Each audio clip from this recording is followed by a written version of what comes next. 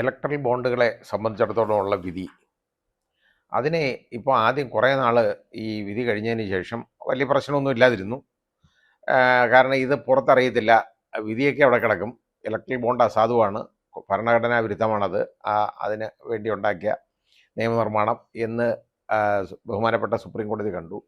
അത് ഫെബ്രുവരി 15-നാണ് ആ വിധി ഉണ്ടായത്. അത് കഴിഞ്ഞ് മാർച്ച് 6-ന് മുമ്പ് ഇതിൻ്റെ വിവരങ്ങളെല്ലാം കൊടുക്കണം. ആ വിവരങ്ങളെല്ലാം ഈ ബാങ്ക്, SBI ആണല്ലോ ഇതിന് ചുമതലപ്പെടുത്തിയിരുന്നത്, ബാങ്ക് ഇലക്ഷൻ കമ്മീഷൻ ഓഫ് ഇന്ത്യക്ക് കൊടുക്കണം. ECI അത് അവരുടെ വെബ്സൈറ്റിൽ പ്രസിദ്ധീകരിക്കണം താമസമില്ലാതെ എന്ന് തന്നെ സുപ്രീം കോടതി പറഞ്ഞിരുന്നു.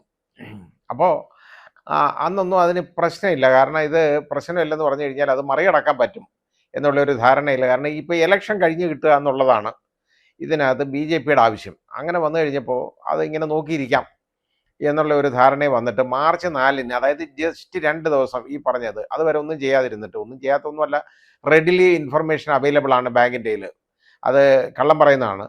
അത് ഞങ്ങൾ പിന്നെ അത് ജൂൺ 30 വരെ സമയം വേണമെന്ന് പറഞ്ഞു. അവസാനം അത് ഞാൻ നേരത്തെ പറഞ്ഞ പോലെ ആ ജൂൺ 30 എന്ന് പറയിപ്പിക്കാൻ കാരണമുണ്ട്. കാരണം അവസാനത്തെ വോട്ടും എണ്ണിക്കഴിഞ്ഞ് പറ്റുമെങ്കിൽ ഫലപ്രഖ്യാപനവും കഴിഞ്ഞതിന് ശേഷം പിന്നെ ഇത് വന്നു കഴിഞ്ഞാൽ ഈ ജയിച്ചു പോകുന്നവർക്ക് പ്രശ്നമൊന്നുമില്ല. അതുവരെ ഇത് ജനങ്ങളുടെ പൊടി കണ്ണിട്ട്, കണ്ണിൽ പൊടിയിട്ട് അത് ജനങ്ങളെ ഇരുട്ടി നിർത്തിക്കൊണ്ട് വോട്ട് വാങ്ങാം എന്നുള്ള ഒരു ധാരണയിലായിരുന്നു പോയിക്കൊണ്ടിരുന്നത്. അപ്പോൾ പെട്ടെന്ന് തന്നെ സുപ്രീം കോടതി അത് എടുത്തതിന് ശേഷം ഇതുവരെ നിങ്ങൾ എന്തോ ഇതെന്ന് ചോദിച്ചു ബാങ്കുകാരുടെ അടുത്ത്. ഇതുവരെയാണെങ്കിൽ നിങ്ങൾക്ക് ഒരു 10,000, അതപ്പോൾ 20,000 എണ്ണം ഉണ്ട്, 10,000-ൻ്റെ എങ്കിലും നിങ്ങൾക്ക് പുറത്ത് പറഞ്ഞുകൂടായിരുന്നോ എന്ന് ചോദിച്ചു. കൊണ്ടുവരാമായിരുന്നല്ലോ. ഒന്നുമില്ല. അപ്പോൾ ഒന്നും ചെയ്യാനില്ല, മറുപടിയൊന്നുമില്ല. അപ്പോൾ ആ രീതിയിൽ ആയിക്കഴിഞ്ഞപ്പോൾ സുപ്രീം കോടതി കർശനമായിട്ട് പറഞ്ഞു, പിറ്റേ ദിവസം വർക്കിംഗ് അവേഴ്സിൽ തന്നെ, അതായത് 5 മണിക്ക് മുമ്പ് ഈ സാധനം കൊടുത്തോണം, അത് വെള്ളിയാഴ്ചയ്ക്ക് മുമ്പ് ഇലക്ഷൻ കമ്മീഷൻ വെബ്സൈറ്റിൽ ഇടണം. അപ്പോൾ അത് കഴിഞ്ഞതിന് ശേഷം ഒരു പരിപാടി കണ്ടുപിടിച്ചു. കാരണം എന്തെങ്കിലും വേണമല്ലോ ഇത് ഒളിക്കാനും മറയ്ക്കാനും ഒക്കെ ആയിട്ട്. അപ്പോൾ അതിൻ്റെ കണക്കിൽ നിന്ന് നമുക്ക് കാണുന്നത് BJP ഏതാണ്ട് 6,800 കോടി രൂപ വാങ്ങിയിട്ടുണ്ടെന്നുള്ളതാണ്. സാന്റിയാഗോ മാർട്ടിൻ എന്ന് പറയുന്ന ഒരാളുണ്ട്. അയാൾ ഈ ഗെയിമിങ്ങും ഇതൊക്കെ നടത്തി യഥാർത്ഥത്തിൽ സർക്കാരിന് ഒരുപാട് വരുമാന നഷ്ടം ഉണ്ടാക്കിയേക്കുന്ന ഒരാളാണ്. അപ്പോൾ അയാളുടെ കയ്യിൽ നിന്ന് മാത്രമായിട്ട് 1,683 കോടി രൂപയാണ് വാങ്ങിച്ചേക്കുന്നത്. അയാൾ മാത്രം കൊടുത്തേക്കുന്നത്. 500 കോടി രൂപയിൽ കൂടുതൽ യഥാർത്ഥത്തിൽ ടാക്സ് എന്നുള്ള നിലയ്ക്ക് ഈ സാന്റിയാഗോ മാർട്ടിൻ ഈ പണത്തിന് മാത്രം കൊടുക്കണം. ആ പണം ആർക്കാണ് നഷ്ടപ്പെടുന്നത്? ആ പണം നഷ്ടപ്പെടുന്നത് ഇവിടുത്തെ ജനങ്ങൾക്കാണ്, ഇവിടുത്തെ രാഷ്ട്രത്തിനാണ്, ഈ രാഷ്ട്ര പുരോഗതിക്കും അതുപോലെ തന്നെ ജനങ്ങളുടെ നന്മയ്ക്കും സാധാരണക്കാർക്കും പാവങ്ങൾക്കും കിട്ടേണ്ട ആനുകൂല്യങ്ങളും ഒക്കെ ആയിട്ട് പോകേണ്ട പണമാണ് ഈ 500-ൽ പരം കോടി രൂപ ഒരാളുടെ കയ്യിൽ നിന്ന് മാത്രം. അപ്പോൾ ആ പണമെല്ലാം കൂടെ മുഴുവൻ വാങ്ങിച്ചെടുക്കുക എന്ന് പറഞ്ഞാൽ അത് ഇവരങ്ങ് വാങ്ങിയെടുക്കുക എന്ന് പറഞ്ഞു കഴിഞ്ഞാൽ ഇതിൽ പരം അഴിമതി വേറെ എന്തുണ്ട്? ജനങ്ങളെ കൊള്ളയടിക്കല്ലേ ഈ ചെയ്യുന്നത്? കാരണം ഒരു ലോട്ടറി രാജാവിന് ഇതുപോലെ വേറെ അനധികൃതമായ കാര്യങ്ങൾ ചെയ്തു കൊടുക്കാൻ വേണ്ടിയാണ് ഇതുപോലെ 1,683 കോടി രൂപ അയാളുടെ ഇന്ന് വാങ്ങിക്കുന്നത്. വാങ്ങിച്ചു കഴിഞ്ഞാലോ അയാളെ സംബന്ധിച്ചിടത്തോളം അയാൾക്ക് ഇൻകം ടാക്സ് എക്സംഷനായി. ആ പണത്തിന് ടാക്സ് കൊടുക്കണ്ട. ആ ടാക്സ് ജനങ്ങൾക്ക് കിട്ടേണ്ടതാണ് ഈ പണം. അത് രാഷ്ട്രീയ പാർട്ടിയുടെ, രാഷ്ട്രീയ നേതാക്കളുടെ, അവരുടെ പിണിയാടുകളുടെ പോക്കറ്റിലേക്ക് പോകാനുള്ള പണിയായി ചെയ്തു വെക്കുന്നത്. ഇതുപോലെ ഓരോ ആളുകളുടെയും വേദാന്ത ഞാനത് പറയുന്നില്ല ബാക്കി, അതുപോലുള്ള എത്ര പേരുടെ കയ്യിൽ നിന്ന് എത്രായിരം കോടികളാണ് ഈ വാങ്ങിയേക്കുന്നത്. ആയിരക്കണക്കിന് കോടികളാണ്. ഈ കോടിക്കൊന്നും ഇവിടെ വിലയൊന്നുമില്ല. ജനങ്ങൾക്ക് മാത്രമേ ഉള്ളൂ ഈ പണത്തിന് വിലയുള്ളത്, അല്ലാതെ ഇവർക്കൊന്നും വിലയില്ല. കാരണം വെറുതെ കിട്ടുന്ന പണമാണ്. പിന്നെ ഈ പണം ഇങ്ങനെ കിട്ടിയാലേ ഇവർക്ക് പറ്റുള്ളൂ. കാരണം ഓരോ രാഷ്ട്രീയ പാർട്ടിയിൽ നിന്ന് ഓരോന്നിനെ പിടിച്ചു പറിച്ചെടുക്കണം. നേതാക്കളെന്നും പറഞ്ഞ് ഓരോന്നിനും നടക്കും. ഇപ്പോൾ കോൺഗ്രസ് അതുപോലുള്ള പാർട്ടികളിൽ നിന്നെല്ലാം. അപ്പോൾ ഇതിനെയൊക്കെ വിലയ്ക്ക് വാങ്ങിക്കണമെങ്കിൽ കാശ് ഒരുപാട് കൊടുക്കണം കേട്ടോ. ഇങ്ങനെ വിലയ്ക്ക് വാങ്ങിച്ചാൽ മാത്രമേ ഉള്ളൂ ഞങ്ങൾ അങ്ങോട്ട് മാറി BJPയിലേക്ക് ചാടി. ഇങ്ങനെ ഈ ചാടാനിരിക്കുന്നവരെല്ലാം എന്തെങ്കിലും കണ്ടുണ്ടാവും. ഒന്നീ സ്ഥാനം വേണം, അല്ലെങ്കിൽ പണം വേണം. അപ്പോൾ സ്ഥാനം കൊടുക്കാൻ ഒക്കാത്തവർക്കൊക്കെ പണം കൊടുക്കുകയാണ്. ആ രീതിയിൽ ഈ കൊടുക്കണമെങ്കിൽ ഇതിനൊക്കെ പണം വേണമല്ലോ. പിന്നെ ഇവർക്ക് ധൂർത്തടിക്കാനും വഴി വെച്ച് പിടിച്ചു പറിച്ചുകൊണ്ട് പോകാനും ഒക്കെ ഉള്ള കാശ് ഇവർക്ക് കിട്ടണം. ഇപ്പോൾ ഇലക്ഷനെ അടുക്കുമ്പോഴത്തേക്ക് ഇലക്ട്രൽ ബോണ്ട് എന്നുള്ള പേര് ഇലക്ഷന് വേണ്ടിയുള്ള സമയത്തായിരുന്നെങ്കിൽ പോലും ആ സമയത്തൊന്നും അല്ല പിന്നെ തുടങ്ങിയത്. 2018 തുടങ്ങിയതാണ് ഈ സാധനം. പക്ഷേ 2019 പോലുള്ള കണക്കേ കൊടുത്തുള്ളൂ. അതെനിക്ക് തോന്നുന്നു സുപ്രീം കോടതി അങ്ങ് 2019 മുതൽ നിങ്ങാണ്ട് പറഞ്ഞിട്ടുണ്ടെന്ന് തോന്നുന്നു. അതുകൊണ്ടായിരിക്കാം മേ ബി. എന്തായാലും 2018 മുതൽ ഇതിങ്ങനെ വാങ്ങിക്കൊണ്ടിരിക്കുക, ശരിക്കും പണം വാങ്ങിക്കൊണ്ടിരിക്കുകയാണ്. ഇപ്പോൾ ഇതിൻ്റെ ഒരു പിഴി വീഴും, ഇത് ആരാന്ന് മനസ്സിലാവും. അപ്പോൾ അത് ആരാന്ന് മനസ്സിലാകരുത്, അതിനുള്ള ഒരു പരിപാടിയാണ് അടുത്ത.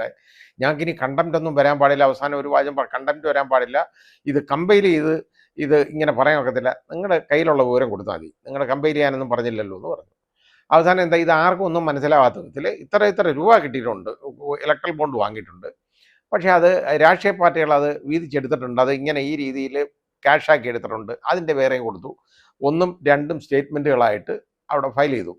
ഒരെണ്ണം ഏതാണ്ട് 426 പേജും വരും, ഒരെണ്ണം 337 പേജും വരും കേട്ടോ. ഇത് ആദ്യം പണം കൊടുത്ത് ഇലക്ട്രൽ ബോണ്ട് വാങ്ങിയവരുടെ വിവരങ്ങളാണ് 337. ഞാനത് മുഴുവൻ നോക്കിയതാണ്.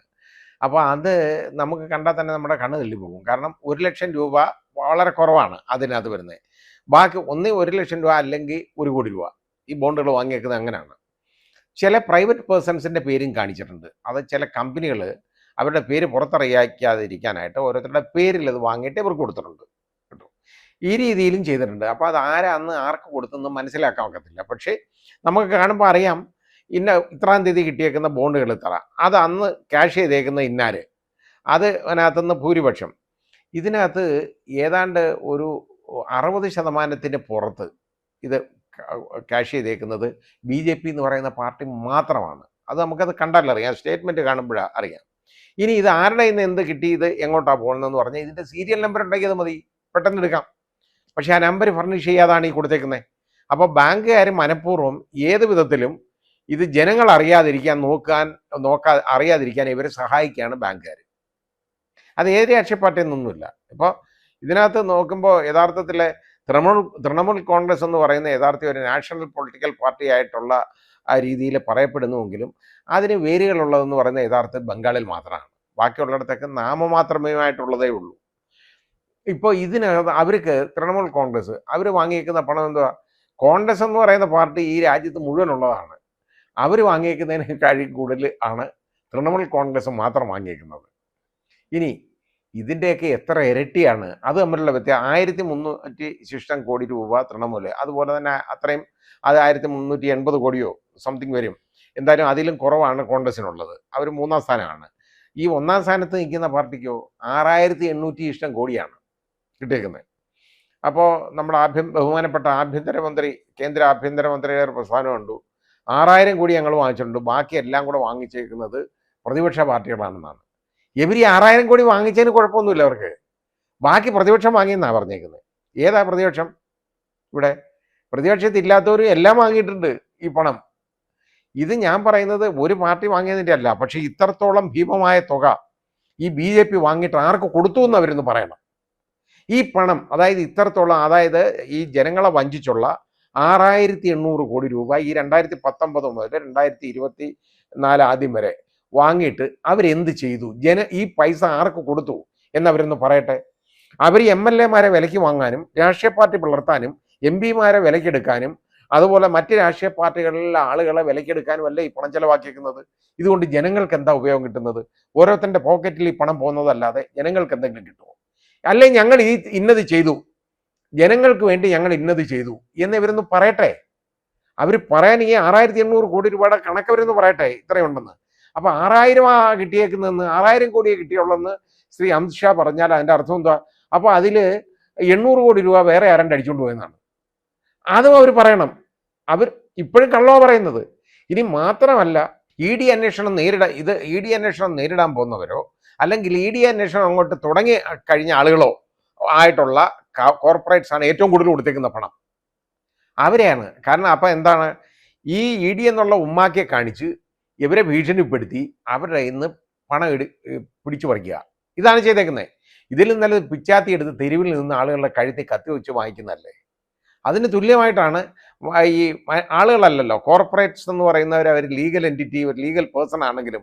അതുകൊണ്ടാണ് ഞാൻ പറഞ്ഞത്, അങ്ങനെയുള്ള വ്യക്തിയുടെ ഇന്ന് അവരുടെ കഴുത്തെ കത്തി വെച്ച് പണം വാങ്ങിക്കുക, അതാ ചെയ്തുകൊണ്ടിരിക്കുന്നത്.